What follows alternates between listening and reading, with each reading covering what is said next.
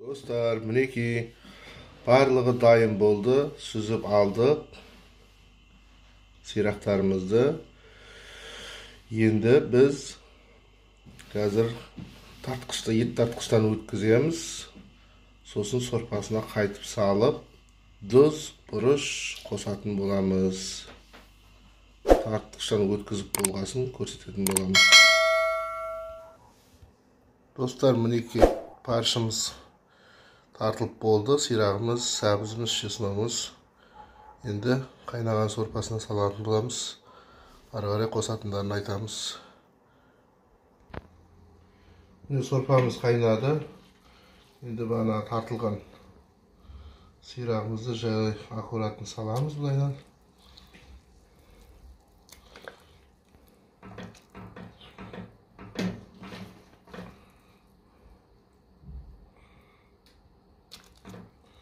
Üstüp salып қайнататын боламыз. Қазір біз тұз, бұрыш қосуымыз керек болады. Оны қазір көрсетеміз. Мінекей қайнап жатқанда ас қасықпен 1,5 қасық тұз саламыз. Опа, көп болып кетті. 1,5 қасық тұз саламыз.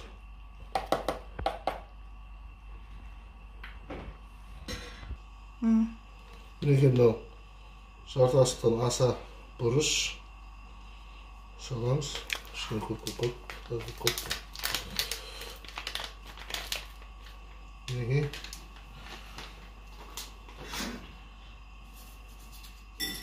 6 жапырақ саламыз, бөліп. Лавровый лист, лавр жапырағын саламыз.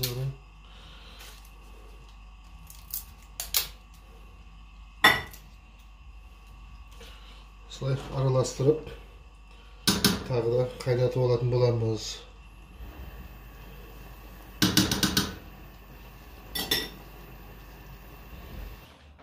Мінекей бағана 6 жұмыртқамызды осылай тәрелкеге турап салып аламыз. Әр бұрышына осын қайнаған сирағымызды бүйтіп құямыз. Бұны бүгін құйып, суытып, ертең жамын көретін боламыз. Бүгін кеш болып қалды. Сондықтан ертең құятын боламыз. Достар, мынаны өте қатты сұйық емес, өте қатты қою емес, сөйтіп қайнатып алғандарыңыз жөн болады. Қатты қою болса резинка сияқты болып қалады, сұйық болса қатпай қалады.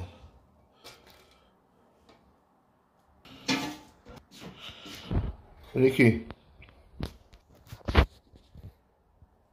достар, мінекей 2 тәрелке ровно шықты, үлкен тәрелкемен, табақпен. Енді суып қатқанша күтеміз. Ертең дәм көретін боламыз, таңертең.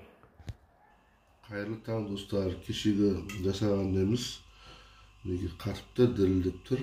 Әдемі болып. Дәмін көретін боламыз.